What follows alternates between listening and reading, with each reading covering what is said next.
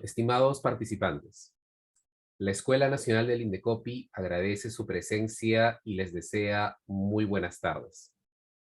Es un placer dirigirme a ustedes y poder darles la más cordial bienvenida a la videoconferencia del día de hoy, titulada Derechos de los Consumidores en el Perú. Les saluda Ciro Apaza Cámara, coordinador del equipo de ejecución de la Escuela Nacional de Defensa de la Competencia y de la Propiedad Intelectual.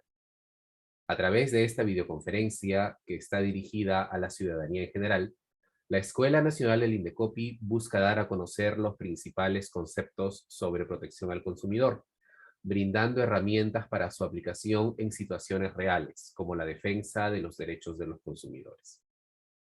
En esta ocasión nos acompaña como ponente la señorita Acela Urteaga Rojas, quien es abogada con estudios de maestría en Derecho de la Empresa con mención en Gestión Empresarial por la Pontificia Universidad Católica del Perú. Actualmente se desempeña como secretaria técnica de la Junta Arbitral de Consumo Piloto, adscrita a la sede central del INDECOPI. Antes de dar pase a nuestra expositora, expreso mi gratitud por su interés y puntualidad y les doy nuevamente la bienvenida a esta conferencia. Adelante, Acela. ¿Cómo estás? Gracias, Ciro. Bueno, gracias a la escuela también por la iniciativa para seguir capacitando, para seguir informando y difundiendo conocimiento en temas muy importantes como son uno de estos, los derechos de los consumidores, ¿no? Es importante tener consumidores informados, ya que eso los empodera en hacer respetar los derechos que les asisten, ¿no? En las relaciones de consumo.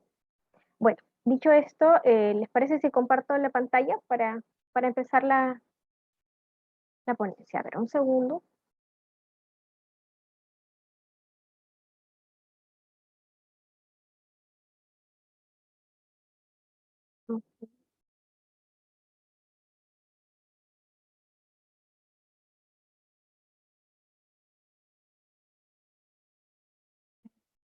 Espero que se pueda ver la pantalla, estoy compartiéndola. Entiendo que sí, por favor. Sí, se puede visualizar. Gracias, Jonathan.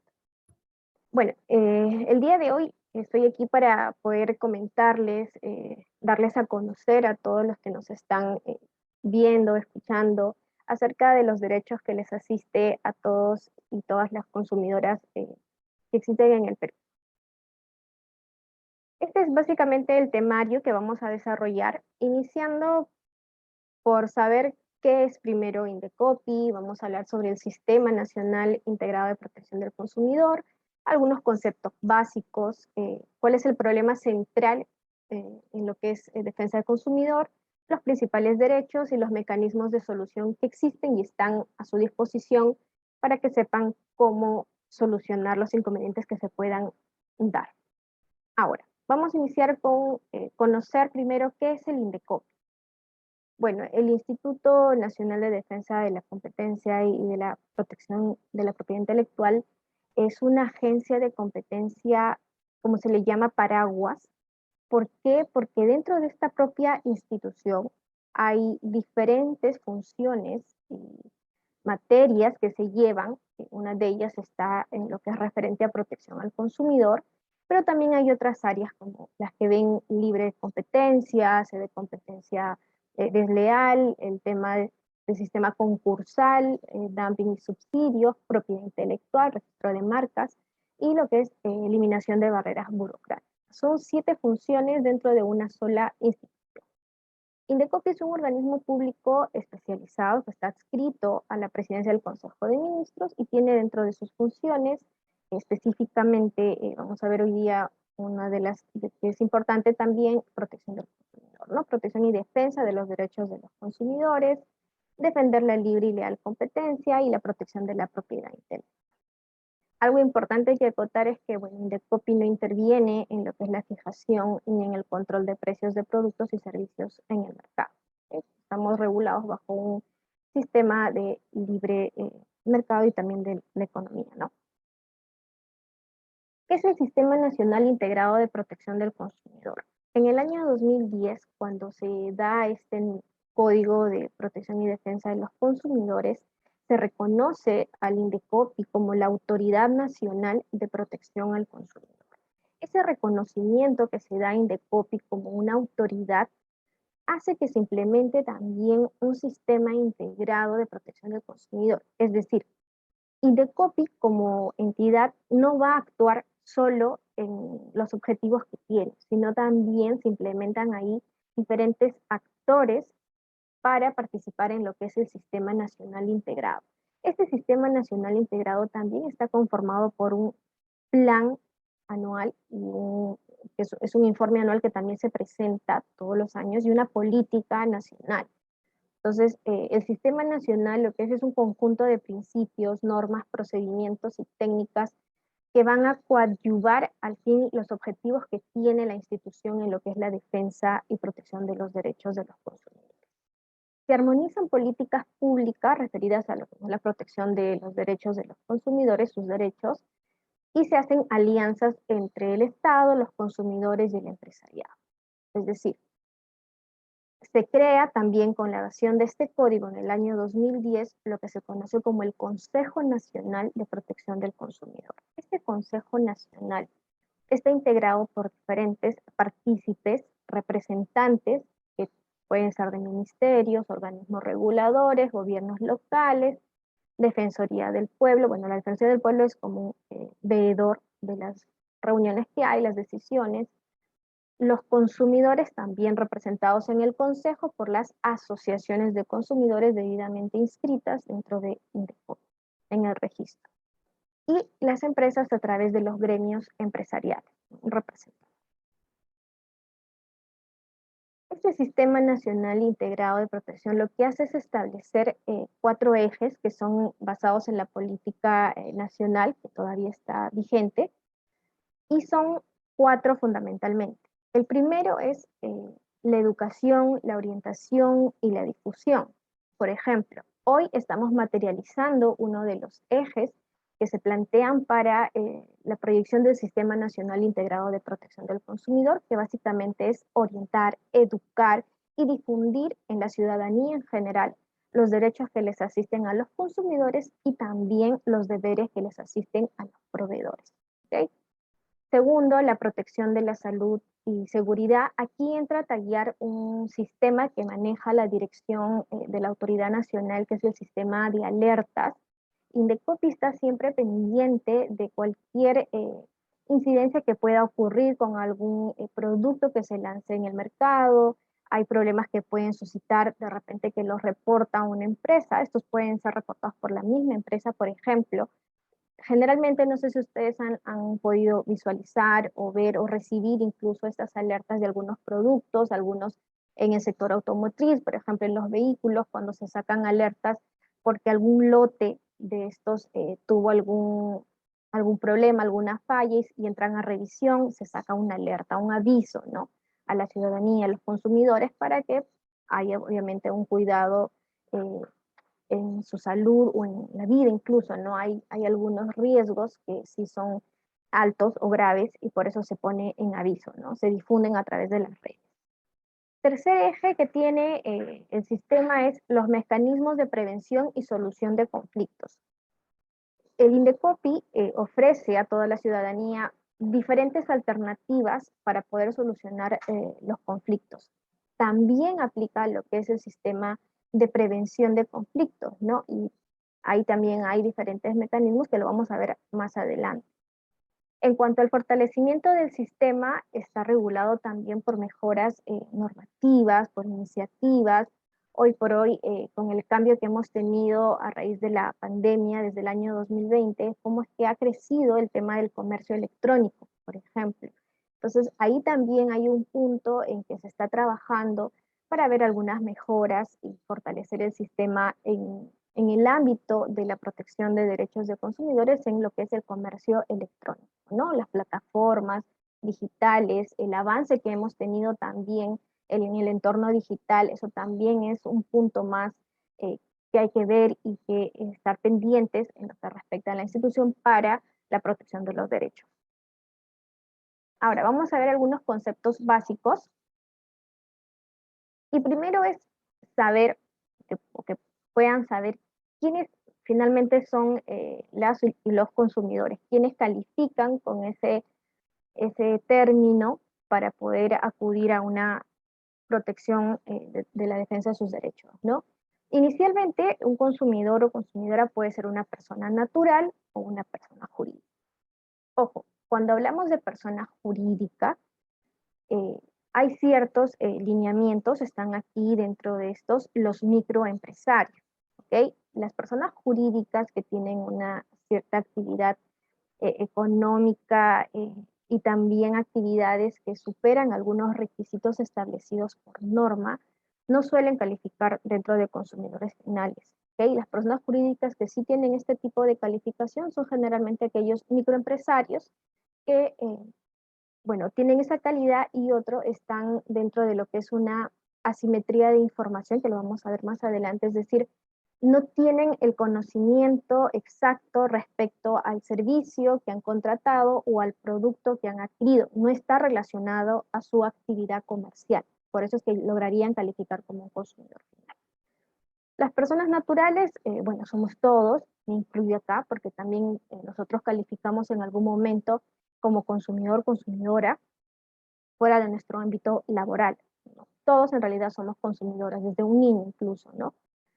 ¿Quiénes son estas personas? Son las personas que adquieren, utilizan o disfrutan como destinatarios finales los productos o servicios materiales e inmateriales. Hemos tenido casos y hay casos, por ejemplo, de repente en alguien que nos esté viendo el día de hoy, en que yo puedo comprar un producto de repente para regalarle a un familiar o puedo regalar, no sé, para un amigo, y claro, yo adquiero el producto, yo soy la que contrata, la que compra, pero quien usa el producto o el bien finalmente es otra persona. Entonces, el destinatario final viene a ser otra persona que podría calificar también esa persona ante un inconveniente, presentar una solicitud y acceder a la protección de la defensa de sus derechos. ¿Hemos tenido casos? Sí, han habido casos incluso en los que hay personas que prestan, por ejemplo, las tarjetas de crédito para el pago, para alguna promoción, y quien finalmente compra es otra persona, y luego hay este inconveniente en que el proveedor dice, no, por si acaso yo a esa persona no le vendí, yo no la conozco, yo vendí a esta persona, mi relación comercial es con esta, la relación de consumo, la boleta está a nombre de esta persona, yo no conozco a la otra. Puede calificarse, se puede quitar a una persona, por ejemplo, que compró un producto usando un medio de pago de algún familiar para alguna promoción, por ejemplo, esta persona final, el destinatario final, quien hace uso de los bienes, de los productos, califica totalmente como un consumidor o consumidora. ¿Okay? Entonces, no limita al hecho de que solamente pueda ser a la persona que aparece en la boleta, ¿no? Hay situaciones reales, como las que les explico, en las que yo puedo prestar una tarjeta, pero para una persona distinta, por el caso, generalmente se da en temas de promociones, pero puede pasar. Ahora, el uso de estos bienes, disfrutes, siempre es en beneficio propio o en el grupo familiar o social. Por eso les decía que las personas jurídicas, las empresas, cuando los problemas están relacionados a la esfera de su actividad económica, al giro de su negocio, no califican como consumidores finales. Pero si se trata de una contratación de un servicio o la compra de un producto ajeno al giro del negocio, podrían llegar a calificar como consumidores finales y tienen obviamente la protección. Eso es justamente lo último que está ahí, que es en un ámbito ajeno a la actividad empresarial o profesional a la que se dedica. ¿Quiénes son las y los proveedores? Bueno, un proveedor puede ser una persona natural o una persona jurídica. ¿Cuándo es una persona natural? Puede ser una persona natural con negocio. Hemos recibido, nosotros, bueno, les hablo de la experiencia también desde aquí, desde la Junta Arbitral de Consumo, en la que nos ha pasado que hemos recibido solicitudes de arbitraje dirigidas contra personas naturales. Y cuando nos han llamado para preguntarnos, oye, ¿qué pasó? Yo he recibido una invitación o una solicitud de arbitraje, pero yo no tengo empresa, ¿no? Es el común que nos llaman y nos dicen, yo no tengo empresa, yo no tengo RUC, yo no me dedico a ninguna actividad económica. Entonces, ahí lo que siempre preguntamos es, ok, pero tú en el medio, en el mercado, tú ofreces un servicio. por ejemplo, servicio de fotografía o fotógrafo. Hay algunos que sí están como personas naturales y tienen su RUC, por ejemplo, y emiten recibos por honorarios. Entonces, cuando una persona se desarrolla o se desenvuelve en el ejercicio de su profesión, por ejemplo, y prestas un servicio a un público, a las personas, tú ya estás en el marco de una relación de consumo, ¿no? Porque estás brindando finalmente un servicio, o si, por ejemplo, eres emprendedor y te pones a ofrecer productos, a venderlos, también nos ha pasado, tuvimos un caso también de una persona que vendía juguetes por una página en Facebook, tenía su página en Facebook y también en Instagram. Y allí el caso fue particular y les comento esta experiencia para que sepan diferenciar, ¿no? Hay varios puntos importantes que cuando uno se dedica a este tipo de actividades, la señora en ese caso que fue demandada, lo que nos decía o lo que presentó como defensa fue que ella no se dedicaba a la actividad económica, o sea, ella no tenía esa actividad como negociante, ¿no? Como una empresa, sino que simplemente lo hacía en sus ratos libres y ofrecía pues a través simplemente a sus familiares. Esa fue la defensa que tuvo la parte demandada y lo que hicimos nosotros de oficio fue efectivamente revisar si es que la persona calificaba o no como proveedor. ¿Qué revisamos? Revisamos, entramos a verificar su página en Facebook, en Instagram, porque esto no lo había declarado, eso lo tuvimos que hacer nosotros la búsqueda y encontramos que efectivamente la señora o esta persona tenía una página abierta al público, porque el Facebook es una red social que, bueno, tú puedes limitarla quizá, pero esta era una página donde se ofrecían juguetes, obviamente a diferentes precios, y existía aquí algo puntual por la que se definió que esta persona sí tenía la calidad de proveedor, sí calificaba, era que se dedicaba de manera habitual. ¿Qué es la habitualidad? Entonces, una cosa es que de repente, no sé, alguien tiene la opción de iniciar esto temporalmente, como la señora dijo, y lo hace, pero esta persona tenía en la página abierta ya más de un año, y su página estaba siempre actualizada, o sea, siempre ponía productos nuevos, los ponía a disposición y los ofertaba a precios, incluso habían comentarios, y de ahí sacamos la conclusión de que esta persona sí calificaba, ¿no? Con todas las evidencias se colocaron en la resolución y se calificó obviamente como proveedor y entra dentro de la que es la demanda arbitral, ¿no? Ahora, ¿quiénes son proveedores? Solamente los que dan la cara final a los consumidores, para que me puedan entender, y lo digo así, porque detrás de la persona donde tú vas de repente a la bodega y compras un producto, detrás de esa persona hay varios, ¿no? Está el productor, el fabricante, el que elabora, el que de repente transporta. Es una cadena en lo que es la prestación de un servicio o la venta de un producto. ¿Quiénes califican como proveedores?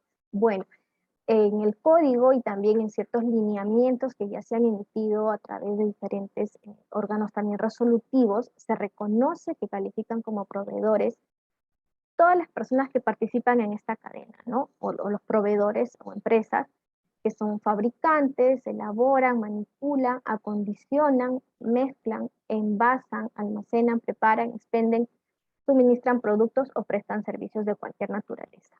De igual manera, o sea, hay experiencia y les comento que nosotros tuvimos un caso, recibimos una demanda contra una empresa, un retail, voy a decir así, que obviamente vendían pues diferentes electrodomésticos. Y el problema era por un producto en específico que el señor indicaba, pues el consumidor indicaba que el producto había salido con fallas, ¿no? Se apagaba, tenía problemas. Y lo que pedía era el cambio del producto o la devolución de su dinero.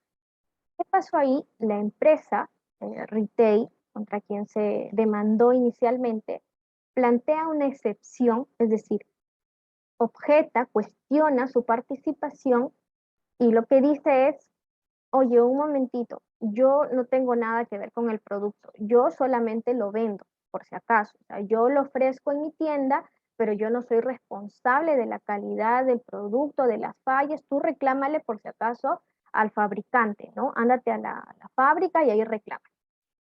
Entonces, ahí, por ejemplo, ya hay pronunciamientos, hay laudos arbitrales donde ustedes pueden también encontrar y verificar, o resoluciones también, donde se reconoce que también forman parte de esta cadena y califican como proveedores estas empresas que también ponen a disposición del público en general, de la ciudadanía o de los y las consumidoras, los diferentes productos. ¿Ok? Entonces, aquí, importante, proveedores, la persona que te vende, así te diga, por ejemplo, puede pasarles que ustedes van y quieren reclamarle a la tienda donde compraron y le dicen, no, saben que nosotros no tenemos nada que ver, eso solucionarlo con la fábrica, la empresa. Están también en el derecho de poder plantearles un reclamo, ¿okay? Una solicitud directamente o ante Indecopi, porque también califican como proveedores de servicios o venta de productos.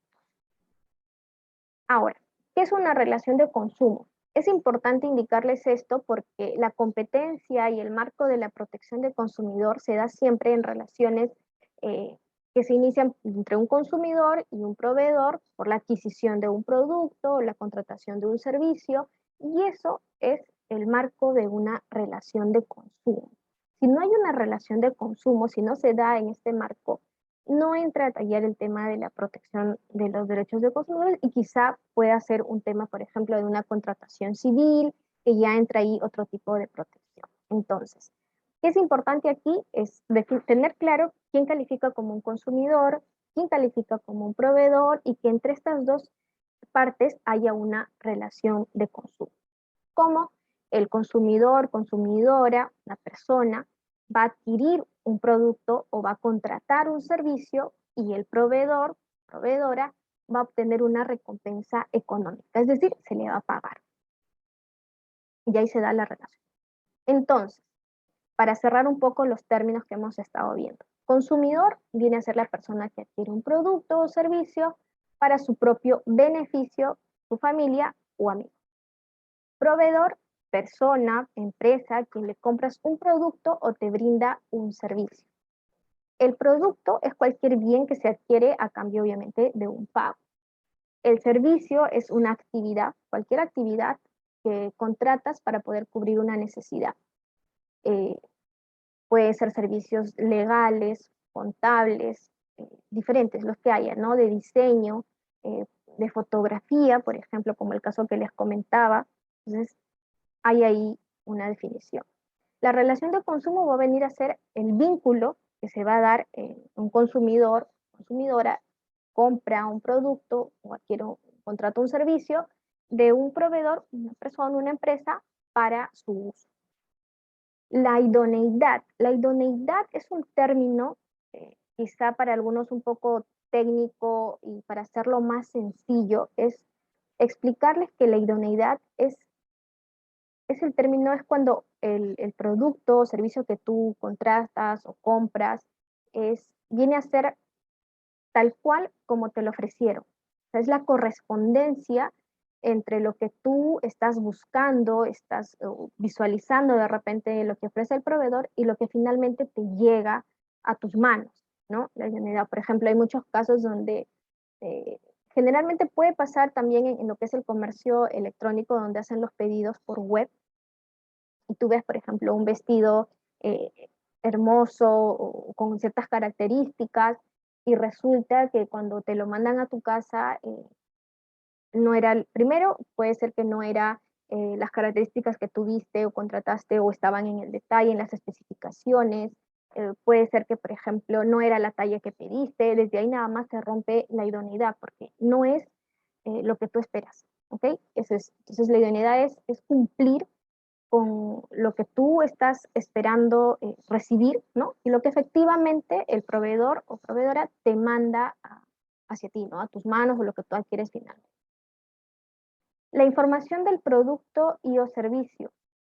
La información está referida básicamente a un deber que tienen los proveedores de la información. El deber de información es muy importante para que un consumidor o consumidora tome una decisión para la adquisición de un producto o un servicio. Tiene que haber recibido toda la información exacta, oportuna, veraz, correcta, relevante para que tomes una decisión.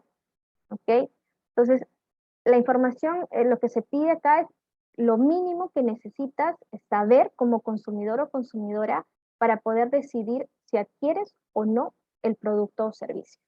Por ejemplo, quieres comprar un producto, pero resulta que ese producto, por ejemplo, solo funciona en ciertas zonas, en ciertas horas, con ciertas restricciones, o, por ejemplo, hay restricciones de edades, en el caso de, por ejemplo, los juguetes, eh, los componentes, ¿no? Entonces, toda esa información que es importante para que tú tomes la decisión de adquirir o no, es información, es un deber que tienen los proveedores hacia los consumidores.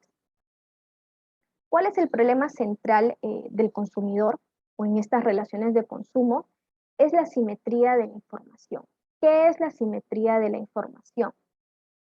La simetría de información, empezando por los términos, asimetría viene a ser una diferencia, ¿no? Una diferencia, y básicamente aquí es la diferencia en la información que cuenta un proveedor, una persona que se dedica a una actividad, que conoce el producto que vende, por ejemplo, que conoce el servicio que presta y lo sabe a la perfección, porque es la persona que tiene la expertise, que tiene la experiencia, que tiene, por ejemplo, tiempo en el mercado con el producto y va a saber, o sea, con toda la seguridad, las condiciones, las características de lo que está ofreciendo en el mercado. Entonces, ¿qué pasa? El proveedor o proveedora va a tener siempre mayor y mejor información sobre lo que ofrece en el mercado a un consumidor o consumidora.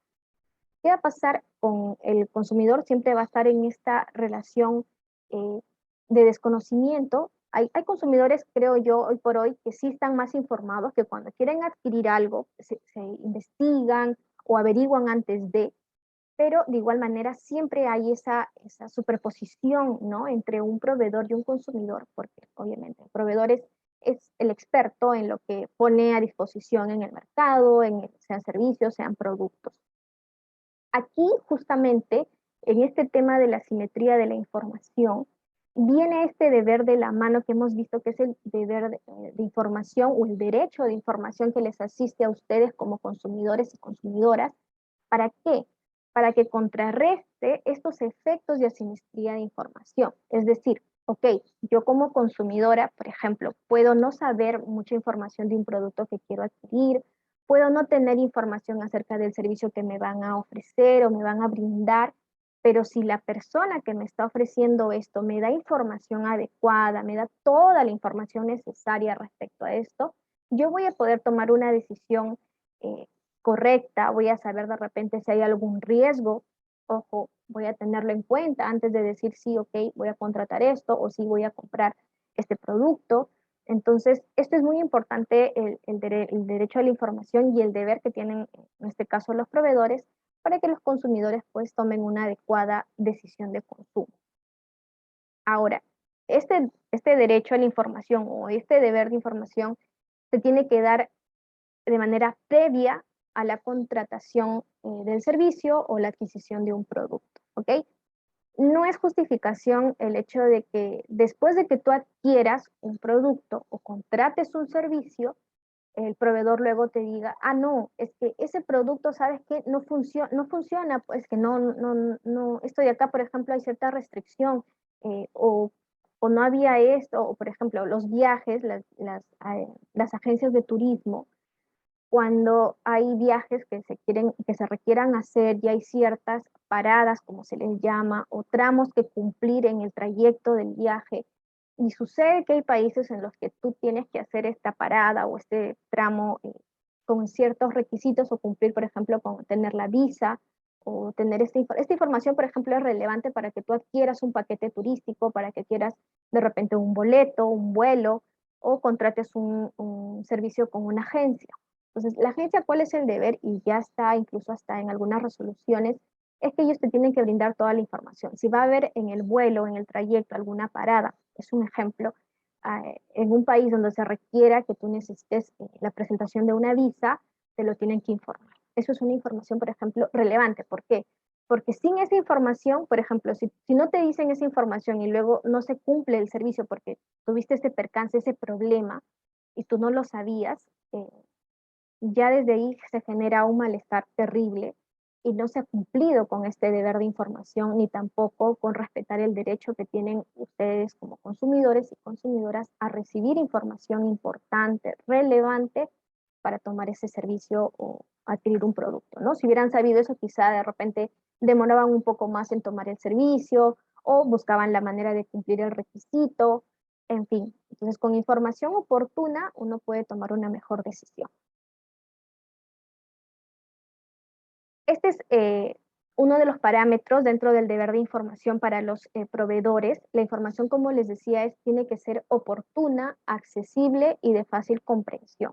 Es decir, esta información que se les brinde tiene que permitir una correcta elección de consumo y un uso adecuado del producto y servicio.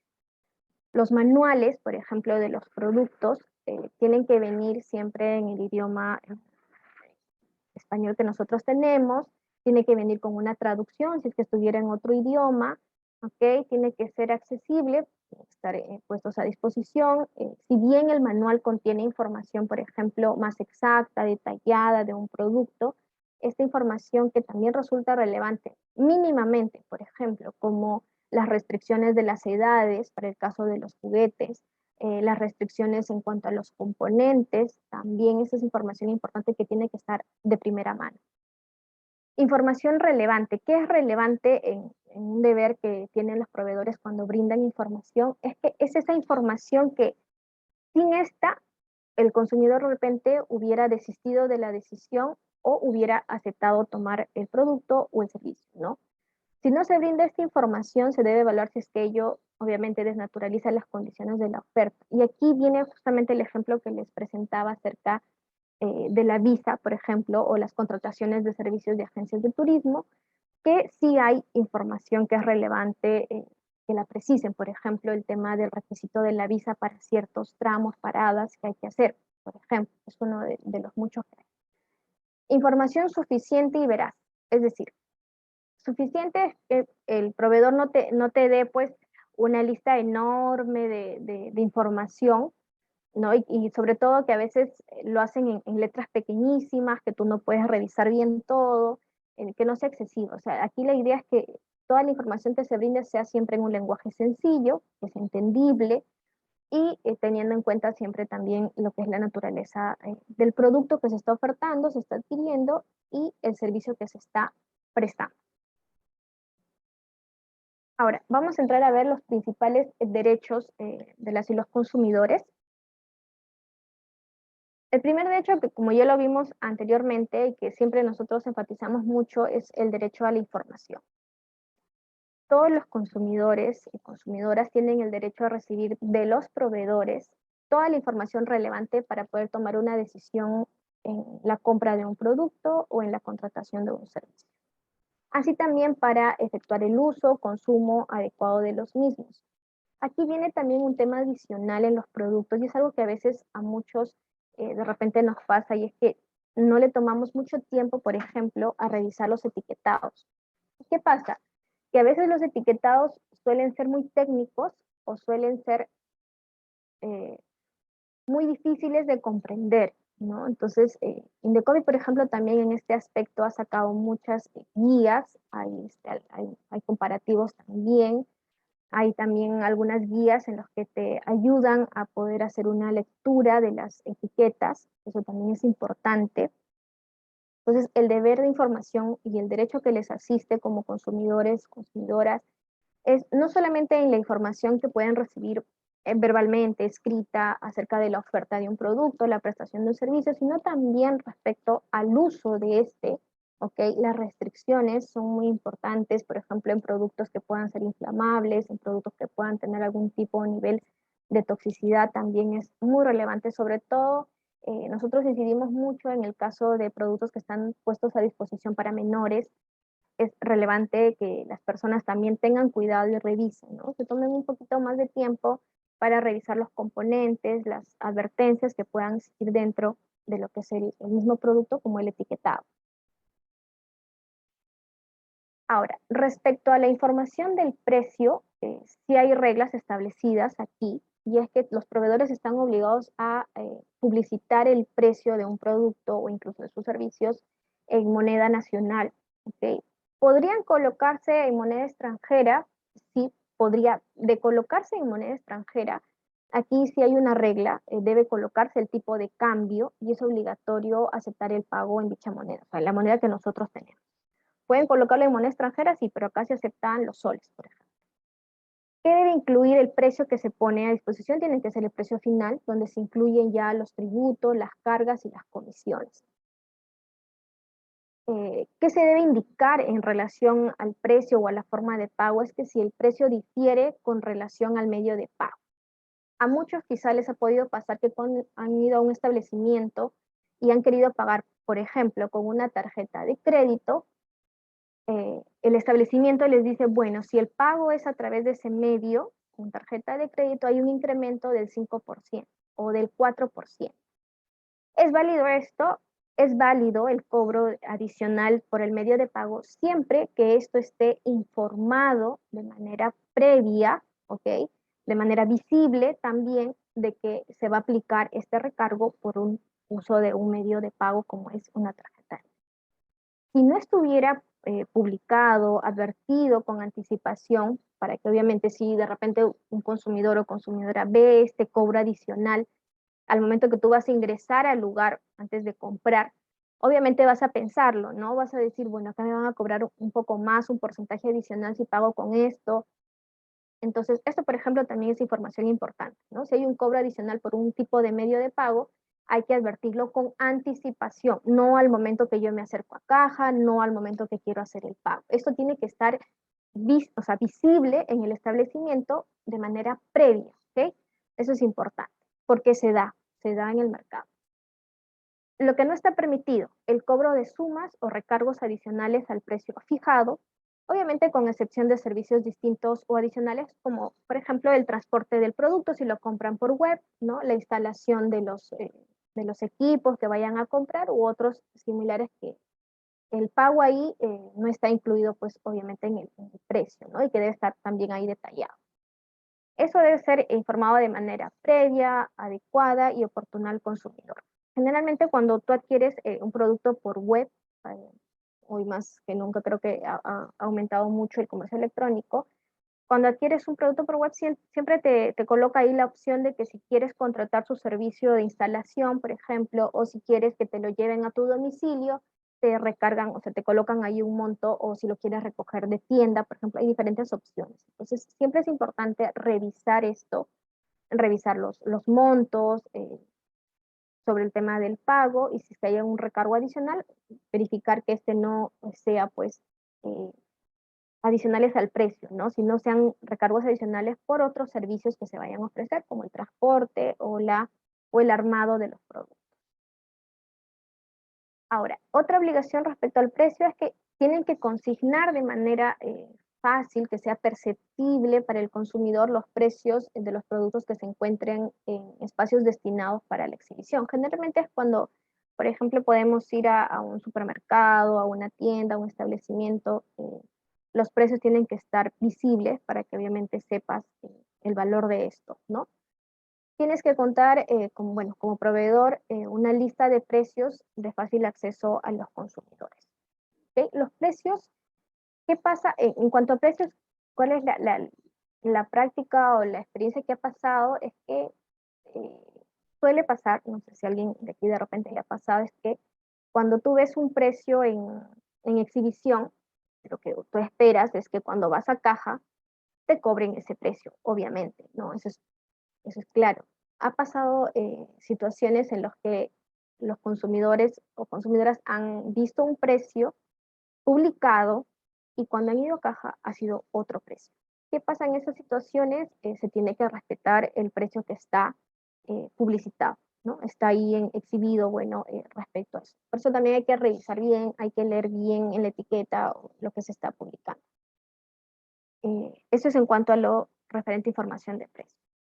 La información relevante que hemos visto, bueno, la información relevante puede estar constituida por características del producto, características especiales, ¿no? Sobre defectos, reconstrucción, ingredientes, componentes, condiciones, manuales, riesgos y cuidados. Esto es información muy, muy importante. Por ejemplo, si alguien es, no sé, intolerante a la lactosa, ¿no? Esa es información relevante que podría contener el producto que vas a adquirir, ¿no? El tema de los etiquetados, vuelvo aquí, es importante, démonos un tiempo siempre para revisar esta información.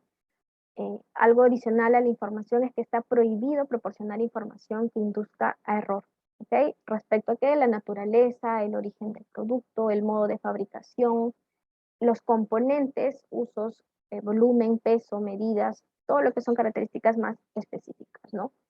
Es rechazada cualquier acción que conlleve a brindar una información falsa o que induzca al error a los consumidores.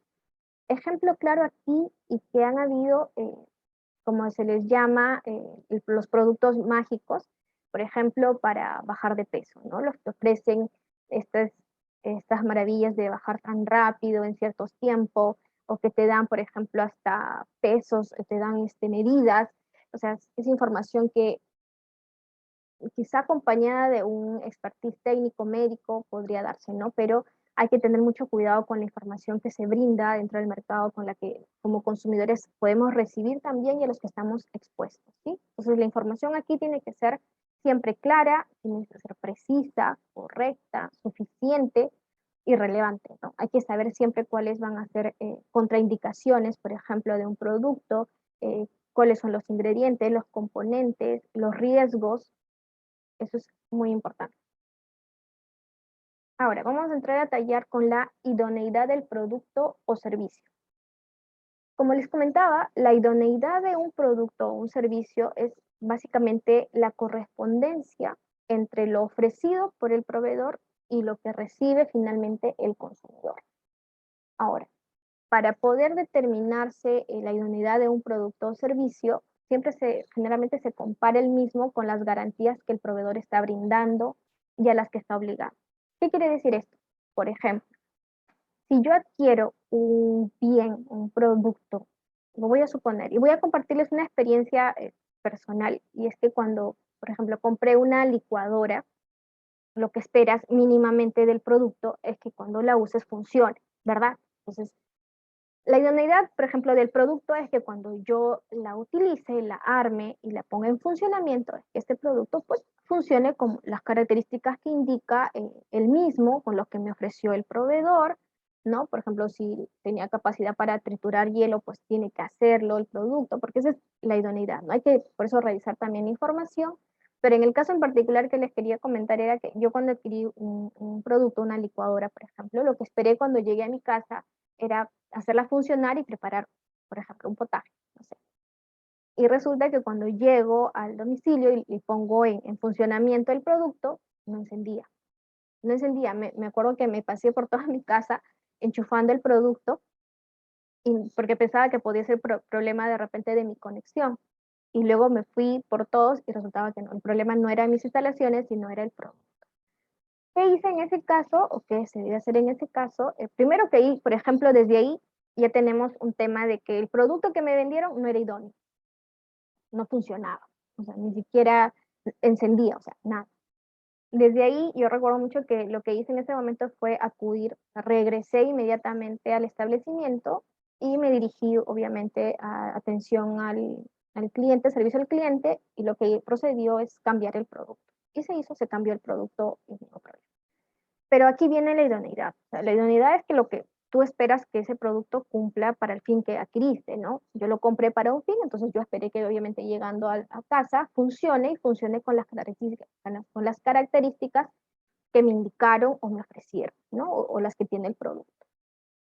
Ahora, aquí viene un tema importante que lo vamos a ver, que son las garantías que ofrece el proveedor respecto al producto o el servicio.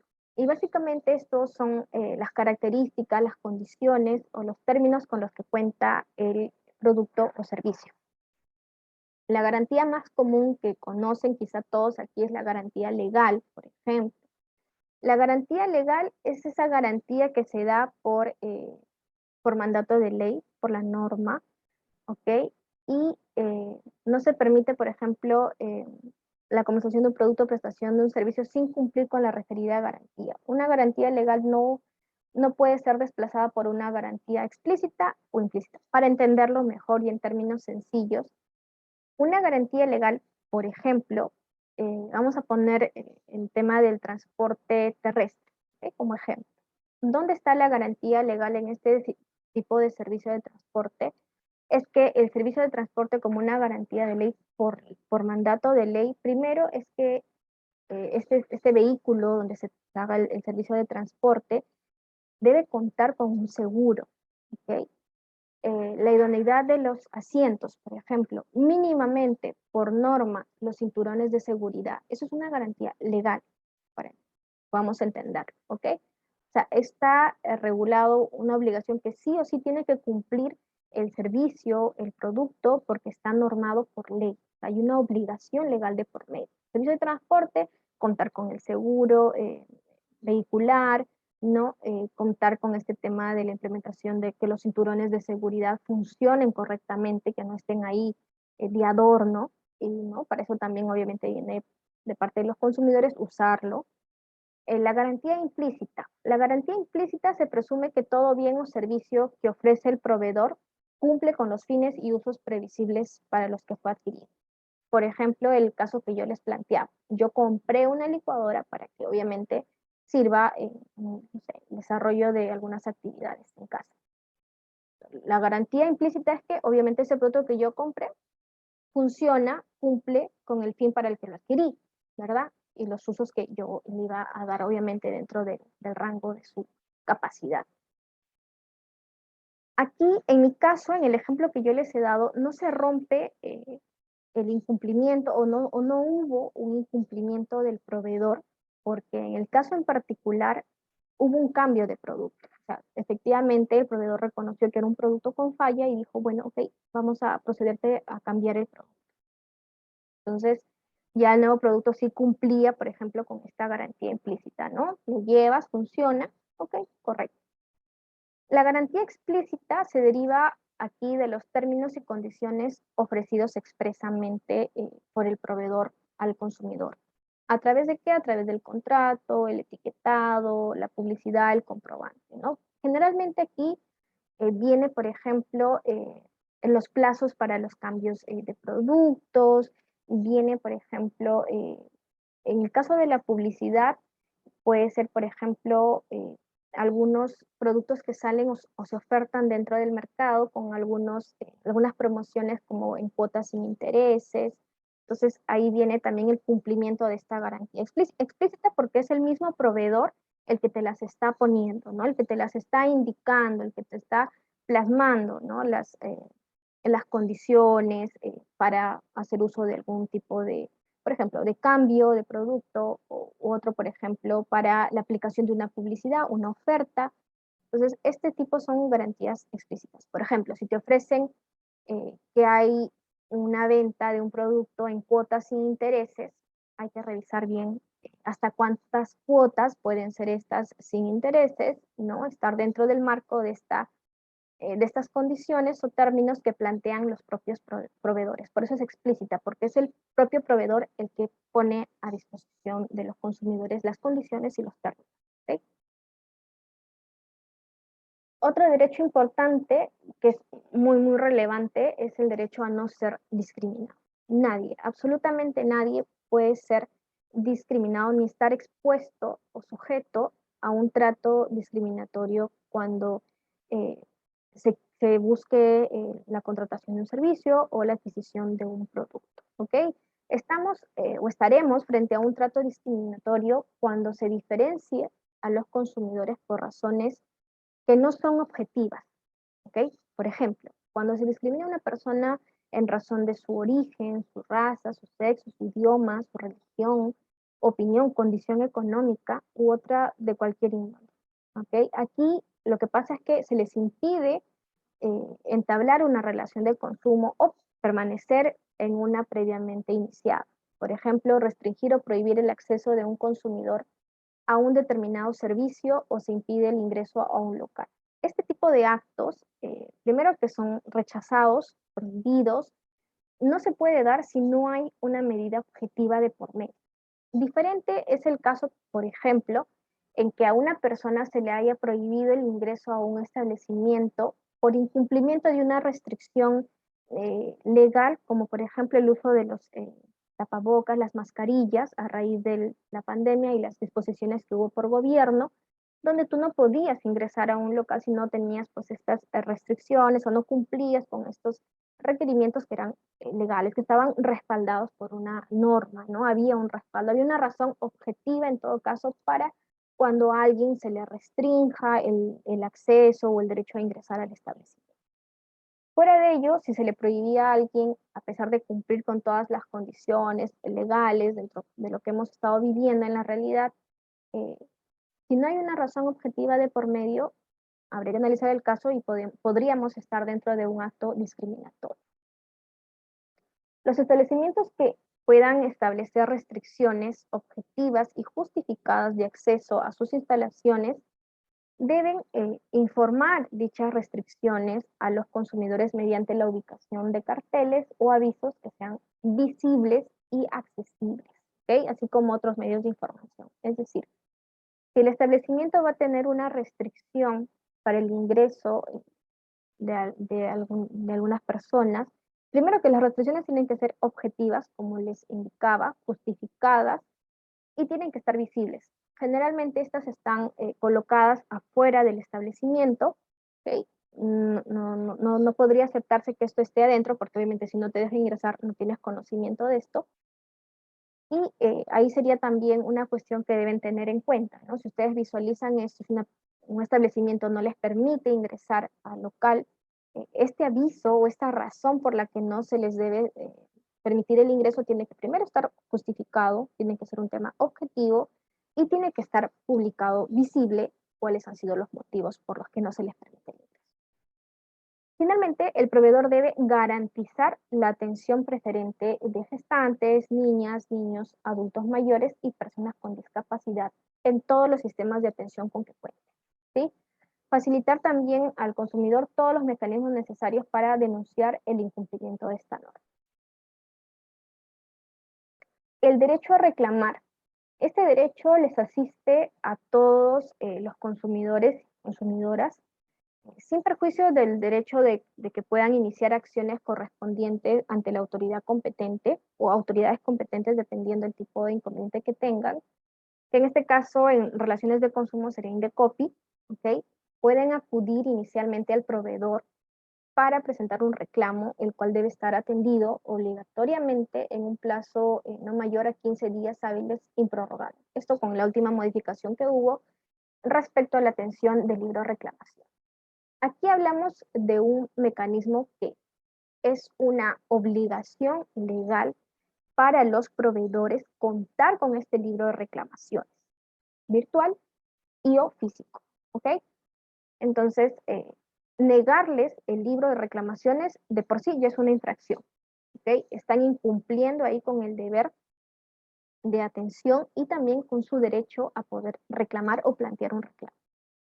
El libro de reclamaciones inicialmente es el primer mecanismo, es el primer contacto para solucionar el conflicto entre consumidor y proveedor, ¿no? Es el primer acercamiento que muchos consumidores buscan inicialmente con los proveedores para que les den una respuesta, una alternativa, y muchos casos sucedieron en el tiempo de pandemia. Recuerdo mucho que habían proveedores que no respondían, o sea, no daban una respuesta, no brindaban información respecto a muchos productos que se quedaron pendientes de entrega, en los servicios que se quedaron pendientes de ejecutar, por ejemplo. Y lo que decían muchos consumidores y consumidoras, y que de repente quizá alguno de ustedes comparta, es que lo que más llamaba la atención y lo que más molestaba era que no haya una comunicación mínima, por lo menos, de un aviso de, por ejemplo, eh, oye, tu pedido se ha retrasado por estas causas, estaremos retomando tal fecha, o alguna información sobre lo que va a pasar, ¿no? Sobre todo hablando en el año 2020, esto era pues, era demasiada angustia para los consumidores que habían hecho compras, que tenían productos en proceso de entrega, habían contratado servicios. Hemos tenido muchos casos, por ejemplo, de contrataciones para algunos matrimonios, alquileres, algunas casas fuera de acá de Lima. Entonces, han habido servicios que obviamente han paralizado entrega de productos que, claro, hay una causa externa aquí, fue la pandemia, pero aquí, por ejemplo, no se podía negar el derecho también al reclamo, ¿no? El consumidor podía presentar su reclamo y aquí se ha implementado hoy en día también mucho el libro de reclamaciones virtual, ¿sí? Todo establecimiento que tiene atención al público, las puertas abiertas al público, tiene que contar con un libro de reclamaciones físico, ¿sí? Y de manera, si hace ambas actividades, por ejemplo, es un establecimiento que tiene atención al público, pero también oferta productos a través de páginas web, también debe contar con el libro de reclamaciones virtual. Estos accesos al libro de reclamaciones virtual tienen que estar habilitados. ¿Qué ha pasado? Ha pasado que las personas a veces quieren ingresar a las páginas web o hay proveedores que indican no contamos con el libro físico, lo tenemos de manera virtual, ingrese por favor a presentar su reclamo. Y cuando la persona ingresa a presentar el reclamo, ¿qué sucede? La página no existe, no carga, se cuelga, y eso, por ejemplo, también constituye una infracción, ¿sí? Esto es importante que sepan. Tienen el libro de reclamaciones, tienen el derecho a pedirlo y el proveedor tiene el deber de entregarlo, de ponerlo a disposición de los consumidores para que puedan presentar su reclamo. Hay una opción dentro del libro de reclamaciones para que puedan llegar a un acuerdo conciliatorio, quizá que se puedan poner de acuerdo ambas partes, sí. Si tú pones un reclamo en el libro y el proveedor, analizando el caso, te presenta una propuesta, te ofrece una solución al inconveniente y tú estás de acuerdo, obviamente, pueden llegar a un acuerdo y esto también se consigna en el mismo libro de reclamos. Las líneas de atención de reclamos, medios electrónicos u otros similares que implementa el proveedor para la atención de reclamos debe asegurar la atención oportuna de los mismos. Aquí es importante porque hay muchos proveedores que también tienen líneas de atención al cliente, por ejemplo. ¿Qué pasa? Que cuando tú quieres plantear un reclamo por ese canal de atención, por esa línea de atención telefónica, sucede que el trámite para poner un reclamo es mucho más engorroso que el trámite para que tú adquieras un producto o la venta que te hicieron sobre algún servicio o producto. Eso no puede pasar. Ha sucedido mucho que cuando llamas a estas líneas de contacto o a estos canales que pone a disposición el proveedor, nunca te responde, la llamada se cuelga, se corta o no te brindan finalmente la atención o te hacen muchas preguntas o te piden incluso claves o te piden mucha información o restricciones que finalmente abruman al consumidor, a las personas y terminan pues por colgar, por sentirse insatisfechos, ¿no? Esto no puede pasar. Los proveedores si ponen canales adicionales de atención, estos tienen que estar de manera accesible y de atención inmediata para los consumidores, ¿no? Y si alguien quiere plantear un reclamo, entonces esto no puede ser un obstáculo para quien quiere plantear un malestar, ¿no? Una incomodidad con lo que está recibiendo o con lo que recibió y plantearlo. ¿Ok? Esto es importante, si ustedes observan esto, por ejemplo, también es importante que lo puedan reportar. Otro derecho importante es el derecho a la protección ante métodos comerciales agresivos o engañosos. ¿Qué quiere decir esto? Los proveedores, las empresas, los negocios, no pueden llevar a cabo prácticas que afecten de manera significativa lo que es la libertad de elección de un consumidor. ¿A través de qué? A través de figuras como el acoso, la coacción, la influencia indebida o el dolo. El dolo es la intención, hay una intención ahí de afectación de daño. ¿Qué pasa en este tipo de afectaciones o incumplimiento aquí de los proveedores? Es que ellos crean un espacio, una impresión en la que el consumidor ha ganado o ganará, por ejemplo, un premio o cualquier otra ventaja si es que realiza un acto determinado, cuando en realidad el beneficio no existe, uno. Dos, la realización del acto está sujeto a hacer un pago previo o incurrir en un gasto. ¿Ok? El cambio de la información originalmente proporcionada al consumidor al momento de celebrarse la contratación o las condiciones del producto o servicio antes de la celebración del contrato, sin consentimiento expreso e informado del consumidor. Por ejemplo, esto es una práctica, aunque suene increíble, pasa, se realiza. Por ejemplo, visitas, o sea, realizar visitas, las empresas realizan visitas en personas al domicilio del consumidor o realicen proposiciones no solicitadas por teléfono, ¿no? Ha pasado que de repente alguien ha recibido una llamada sobre un ofrecimiento, una promoción que tú nunca la pediste, nunca autorizaste, y te llaman insistentemente, persistentemente y de manera impertinente, a veces en horario laboral, ¿no? Ignoran la petición incluso de que tú les dices, por favor, ya no me llamen, no deseo, gracias, y a pesar de eso, insisten.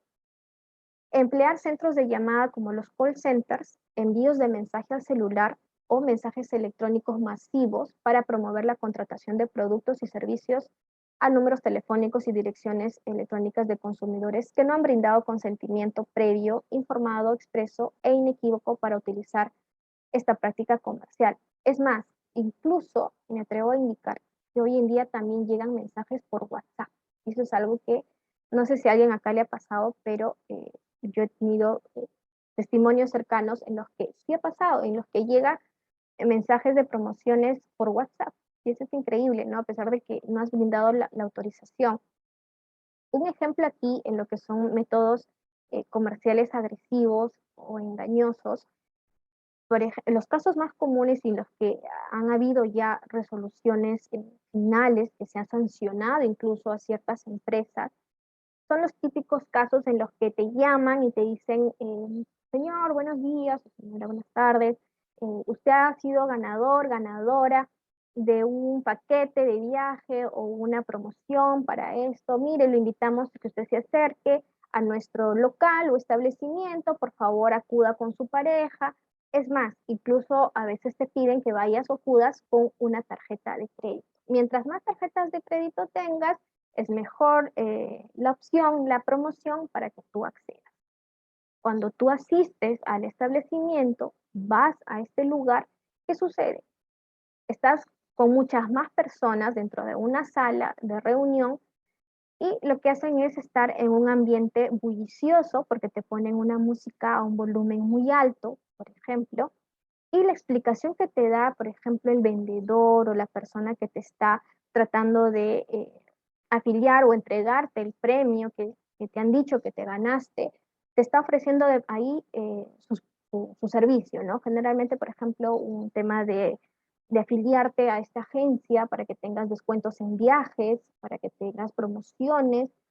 Y hemos tenido casos, y yo hablo esto en base a la experiencia y los casos que hemos visto, en que incluso les han dicho, mira, el precio es tan, o sea, te resultan bajando tanto el precio que te dicen, afile tu tarjeta de crédito, nosotros tenemos convenio con tu tarjeta sin intereses, ponlo en cuotas y no te preocupes, paga, es un solo pago por todo el tiempo que quieras estar afiliado a este club, por ejemplo. Resulta que después, uno, cuando quieres hacer, o sea, activo o hacer uso de esa promoción o un descuento en los viajes que ¿no? te ofrecieron, las promociones que te indicaron, resulta que no, que para hacer uso tienes que hacer un pago tal, que finalmente resulta mucho más caro. Luego resulta también que ese pago que hiciste con la tarjeta de crédito, que a veces son pagos altos también, porque son en dólares, no hay convenio con ningún banco. Si lo pusiste en cuotas, el banco te va a cobrar los intereses que de por sí cobra legalmente y se genera un perjuicio total, total.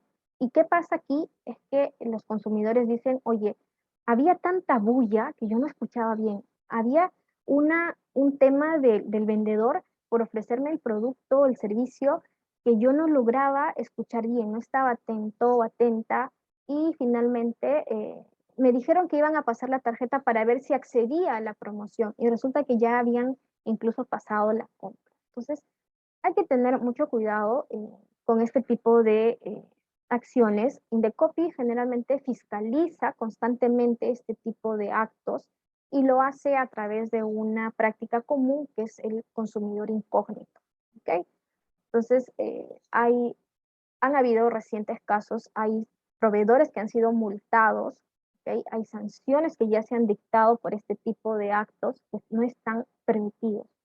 ¿Sí? Entonces, sepan por favor siempre cuando reciban alguna oferta, cuando den autorización, por ejemplo, también para recibir promociones a través de su número telefónico, su cuenta electrónica, sepan a quién la están brindando, sepan también que pueden en cualquier momento retrotraer esto y decir, ¿sabes qué? Ya no deseo más, no me manden por favor más publicidad, no me llamen, ¿ok? Ahora, ante un conflicto o un problema por incumplimiento de los derechos que ustedes han visto, por ejemplo, que un producto no sea idóneo, un servicio no se preste de manera eficiente en los términos que ustedes pactaron o fijaron, siempre van a tener un mecanismo para poder solucionar dicha controversia. ¿Okay? Aquí los vamos a ver cuáles son los que existen y tenemos diferentes alternativas para solucionar los conflictos. Inicialmente, como hemos visto, como el derecho a reclamar existe para todos los consumidores, por ende, hay una obligación que tienen los proveedores, que es contar con el libro de reclamación. Este libro de reclamaciones califica como un mecanismo inicial para solucionar el problema, pero de manera directa con el proveedor. Es decir, este libro de reclamaciones, quien lo pone a disposición es el negocio, la persona que ofrece el servicio, ¿no? La empresa, y el consumidor es pues, quien va a presentar ahí inicialmente su malestar, su incomodidad con la prestación del servicio o las características o condiciones del producto. Este libro de reclamaciones o esta obligación legal que tienen los proveedores es supervisado por Indecopi y lo que hace Indecopi es supervisar, requerir a los proveedores que envíen una copia de lo que son las hojas de atención de los reclamos y que estos sean atendidos. O sea, si pones un reclamo en el libro, no es solamente para dejar constancia ahí, sino es porque tú esperas una respuesta por parte del proveedor. Esta respuesta, como le he mencionado, es en un plazo improrrogable de 15 días hábiles. ¿Okay?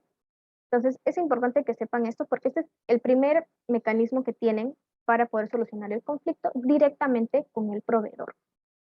Ahora, este mecanismo no es ni requisito previo ni, ni una imposición para que luego puedan acudir a través de las herramientas que propone o que presenta Indecopi a su disposición. ¿Okay? Ojo, el libro de reclamaciones ustedes lo tienen, lo deben tener a la mano en el caso que quieran dejar constancia del malestar, pero si hay personas que de repente no desean manifestar ahí el reclamo, no quieren consignar y quieren acudir de frente a Indecopi y presentar un reclamo, una solicitud de arbitraje, una denuncia, lo pueden hacer. ¿Okay?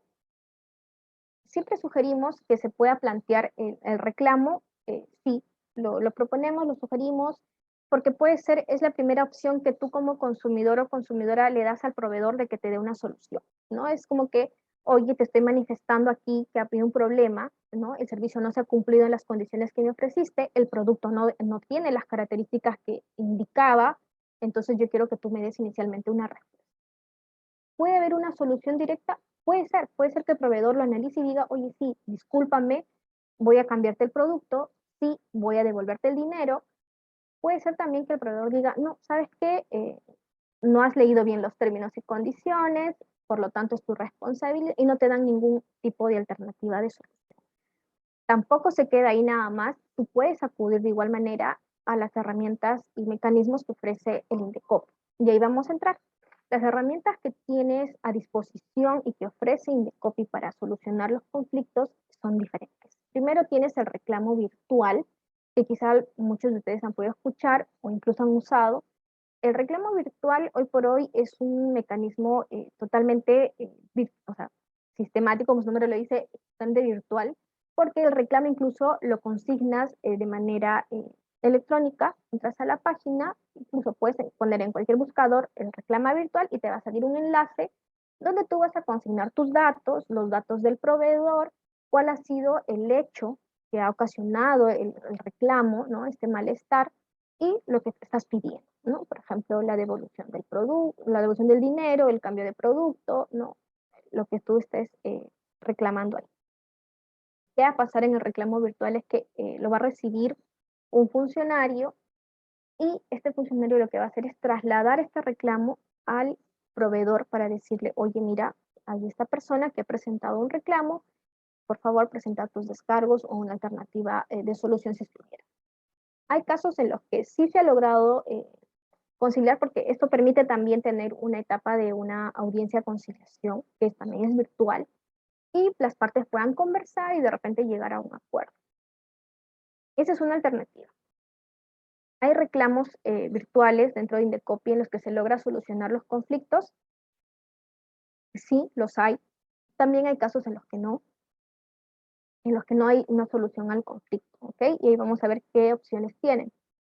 Luego viene el Concilia Fácil. El Concilia Fácil también es una herramienta que se ha implementado casi recientemente, donde hay proveedores que se afilian, por decirlo así, se inscriben en este servicio de Concilia Fácil, y los consumidores también tienen que registrarse en este sistema, y inicialmente ahí lo más rápido es que si el proveedor está inscrito en este sistema de Concilia Fácil, lo que hace Indecopi es buscar la conexión entre ambas partes, la comunicación, igual una audiencia, para ver si es que hay alguna fórmula conciliatoria o algún acuerdo que pueda darse entre ambas partes. Ahora, ¿qué pasa si no hay acuerdo, no hay solución, no hay ninguna propuesta y no se puede solucionar el caso ni en reclamo ni en conciliación? Ahí lo que les va a indicar el funcionario o la persona que los está atendiendo inicialmente en Indecopi es que tienen dos alternativas todavía. Pueden acudir al arbitraje de consumo o pueden presentar una denuncia administrativa a través del procedimiento administrativo sancionador. Estas son las herramientas que se dan para resolver las controversias dentro de Indecopi, que presenta Indecopi. Otro mecanismo adicional son las defensorías gremiales, ¿ok? Hay defensorías gremiales, por ejemplo, lo que es el sector automotriz, hay una defensoría gremial. Las defensorías gremiales no funcionan al interno de Indecopi, ¿ok? Las defensorías gremiales son en las que las propias empresas, o sea, el sector que representa, por ejemplo, en el sector automotriz, toman contacto. Un consumidor, por ejemplo, puede presentar también un reclamo, si es el caso, por ejemplo, de un vehículo, puede presentar un reclamo ante esta defensoría. La defensoría lo que va a hacer es, de igual manera, buscar a la empresa, ¿no?, que está inscrita también dentro de esta defensoría, por ejemplo, en el sector automotriz, y también va a buscar una propuesta o una solución de conflicto entre ambas partes. El libro de reclamaciones, como hemos visto, es un documento de naturaleza física, virtual y o virtual, voy a decirlo así, y o virtual, porque como les he indicado, si es que el establecimiento o el proveedor brinda los servicios o ofrece los productos de manera física, con atención al público, pero también de manera virtual, tiene que contar con estos dos libros, ¿ok? De manera virtual y de manera física. Aquí lo que pueden hacer los consumidores es registrar, dejar constancia, ya sea de una queja o un reclamo sobre los productos o servicios ofrecidos en determinado establecimiento comercial abierto al público. Como les decía, no limita a que puedan usar otro mecanismo, ¿ok? O sea, no es que primero tengo que presentar un reclamo para luego recién poder presentar una denuncia o acudir a Indecopi. Eso también es importante que lo puedan saber.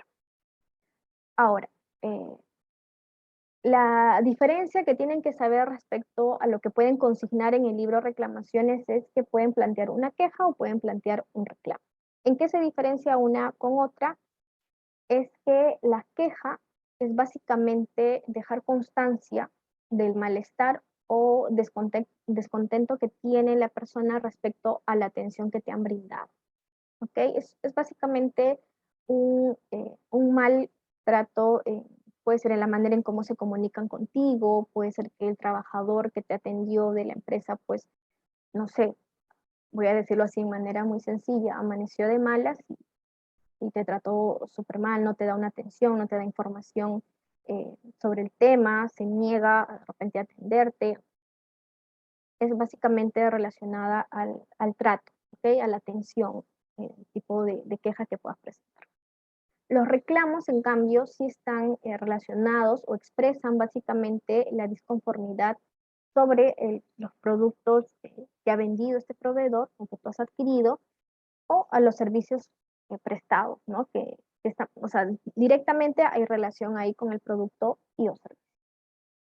Ahora, ¿Qué acciones puede tomar el proveedor ante la presentación de un reclamo? Bueno, inicialmente es que brinde una solución al consumidor en ese momento, como les decía. Por eso es que a veces es bueno plantear un reclamo directamente en el libro y pueden recibir una alternativa de solución inmediata en ese momento, ¿no?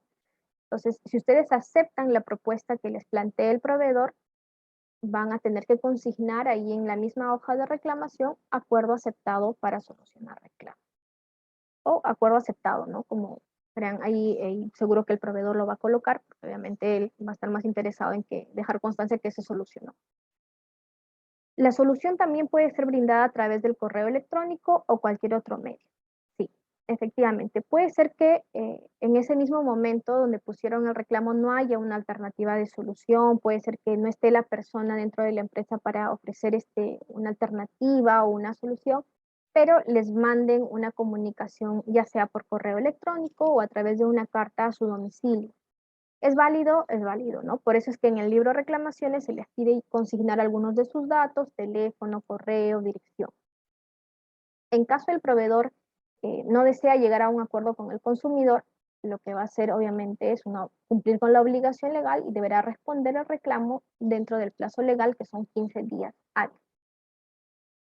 Ahora, los acuerdos que se llegan dentro de la conversación que puedan tener o dentro del momento que se está dando el problema, tienen carácter de un acuerdo conciliatorio entre el consumidor y proveedor. ¿Qué quiere decir esto?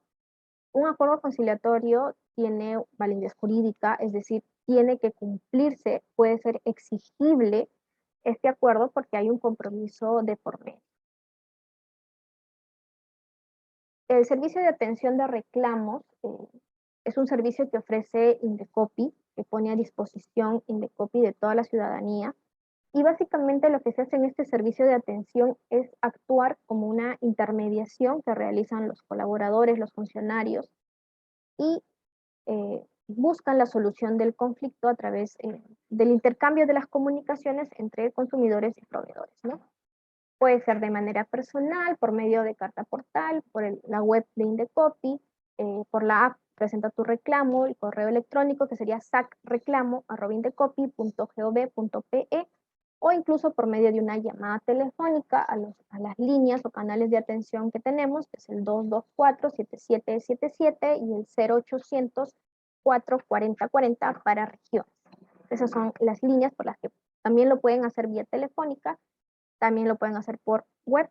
Es muy fácil, en verdad el formato y el llenado es muy sencillo, o sea, la información que tienen ahí no es muy compleja en términos, ¿no? Para que lo puedan entender. El reclamo virtual, como lo vimos, es una herramienta digital, facilita la tramitación del reclamo. Esto es a nivel nacional, ¿no?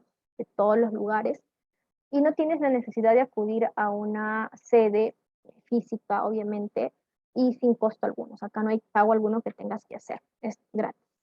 Las características, bueno, es una herramienta digital responsiva, es decir, el contenido se adapta a cualquier pantalla de computador, así como también a un celular. Se puede realizar el registro de un reclamo los 365 días del año y las 24 horas del día. Ay, perdón, se me ha ido un número.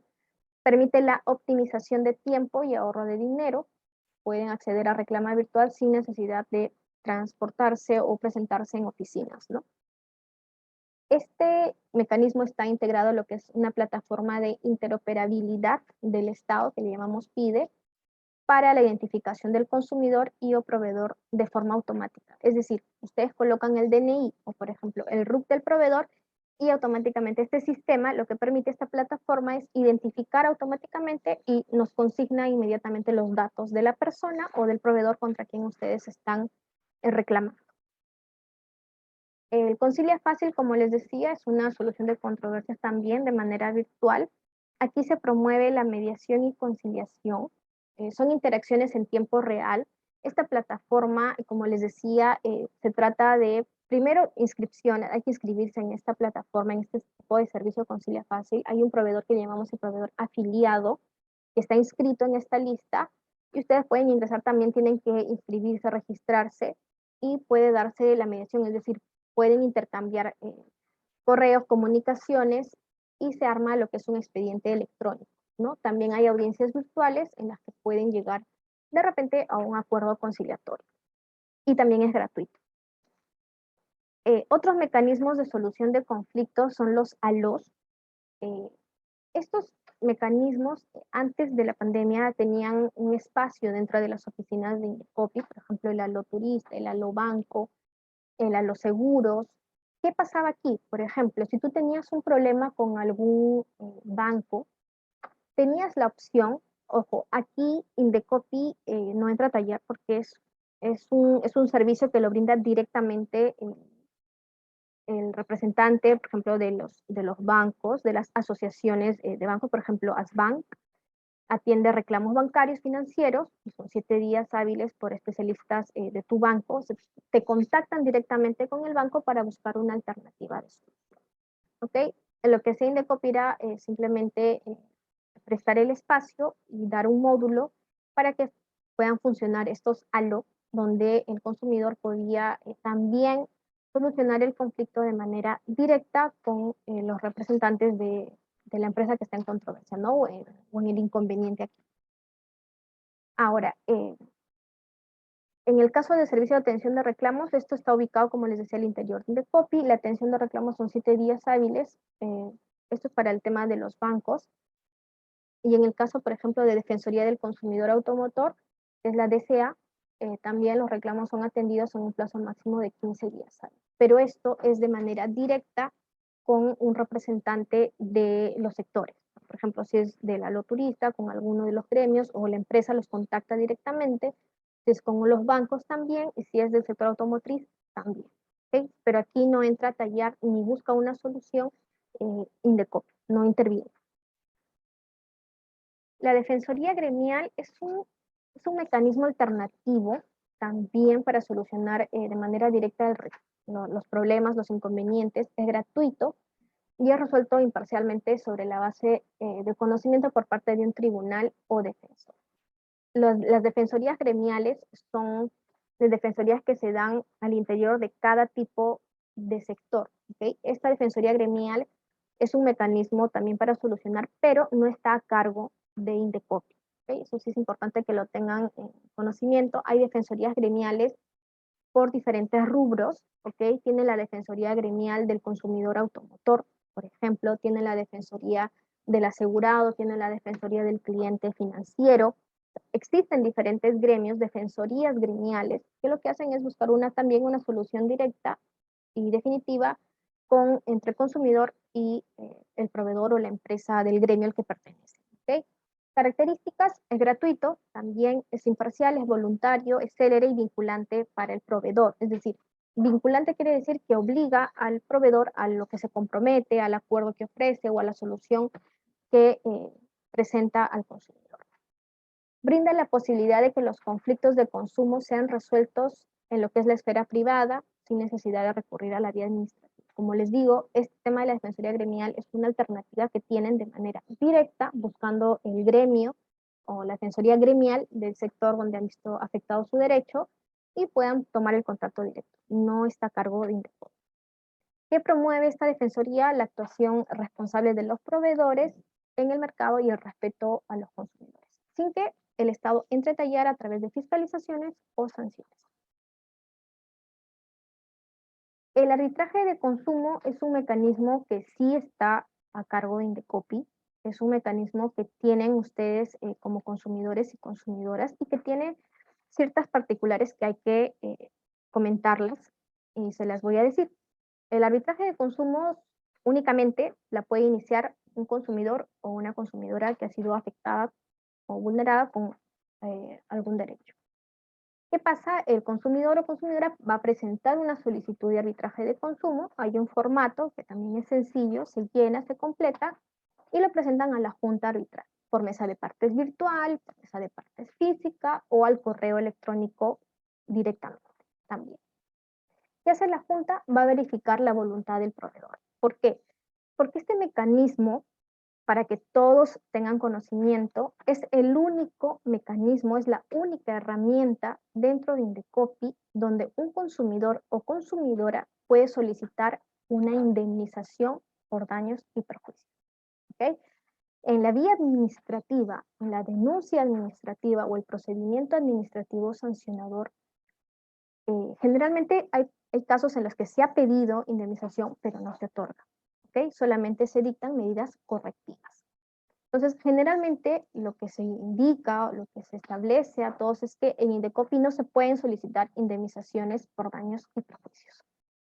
Este es uno de los mecanismos dentro de Indecopi, que es el arbitraje de consumo, donde sí se puede solicitar una indemnización por daños y perjuicios. Obviamente, esto es adicional a la reparación, ya sea de un producto, la devolución del dinero, ¿no? Estamos siempre, ojo, dentro del marco de una relación de consumo. Por favor, no se pierda de vista esto. Ahora, no necesitas tener un pronunciamiento de la vía administrativa para venir al arbitraje de consumo.